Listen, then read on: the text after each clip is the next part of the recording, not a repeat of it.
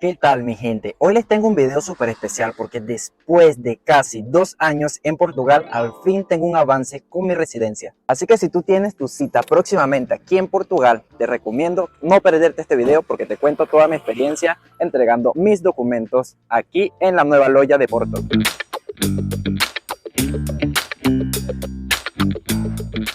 Para los que no saben, el AIMA es el organismo encargado de todo lo que es la documentación para las personas migrantes en Portugal. Anteriormente se llamaba el CEF, pero actualmente es el AIMA quien se encarga de este proceso. Para mí, hacer la residencia aquí en Portugal ha sido totalmente una locura. Siempre te están engañando con un correo, te cancelan la cita, te mandaron a hacer un pago imprevisto. Pero ajá, eso es lo que tenemos. Hoy tengo entrevista en la Nueva Loya, que está ubicada cerca del Palacio de Cristal en la ciudad de Porto. Hasta ahora voy a tiempo, tengo todavía media hora para llegar y estoy aquí súper cerca.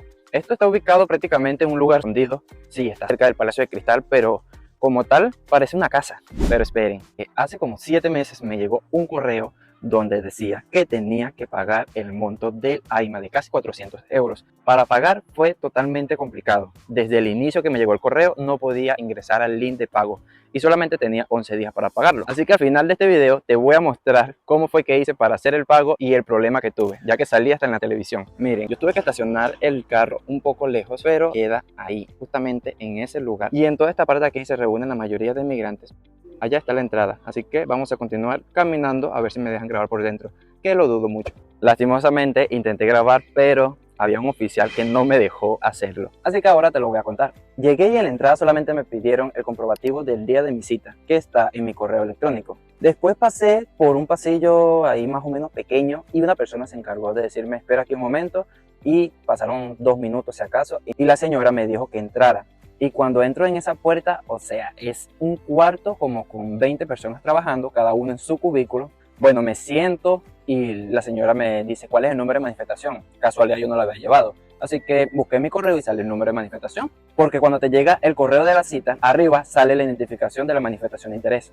Le entrego eso y solamente me dijo, dame tu NIF, el NIS, tu registro criminal. Y para este caso quiero decirte que me lo hizo una brasilera. No estoy nada en contra de ellos, solamente estoy diciéndote que habían varias personas de otras nacionalidades trabajando para el AIMA. Luego me dice que confirme los datos que salen en la pantalla. Y yo sí, está todo bien. Número de teléfono, correo electrónico. Y para el comprobativo de morada yo llevé una certidumbre de finanzas. Pero por si acaso igualmente también llevé el contrato de arrendamiento. Y me dijo que sí, podía servir tanto eso como un atestado de morada. Que esto se debe más que todo a las personas que tienen, por ejemplo, en el NIF una ubicación, en el NIS tienen otra y en el contrato de trabajo también tienen otra. Así que prácticamente todas mis direcciones estaban muy diferentes a lo que tiene mi contrato de arrendamiento. Entregué todos los documentos y fue súper fácil. No demoré nada, la señora súper chévere conmigo, me atendió de una buena manera. Para el registro criminal yo soy venezolano y no necesito lo de Venezuela, entregué lo de Portugal, obviamente actualizados. Y si quieres saber cómo sacar los registros criminal aquí en Portugal, te tengo un video en mi perfil, solo anda a verlo. Y por cierto, hoy el clima está un poco frío. Miren, ahorita cargo con 2 camisas. Sé que esto no tiene nada que ver con el trámite que estoy realizando, pero está cayendo lluvia. Así que me voy a encerrar en el carro para continuar con el video.